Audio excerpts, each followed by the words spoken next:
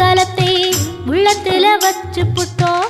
கண்ணீர காலடியில் காணிக்கைய சேர்த்து புட்டோம். மெழுகினவே முருகுகிறோம் முருகா, அழகை வர பார்ப்பதுவும் அழகா. உப்பு காத்து ஊத காத்து சுற்றும் கடலு கரைய பார்த்து சத்தியமா கோயில் கொண்ட சுப்பையா, எங்க குப்பத்துக்கு குல விளக்கு நீ ஐயா.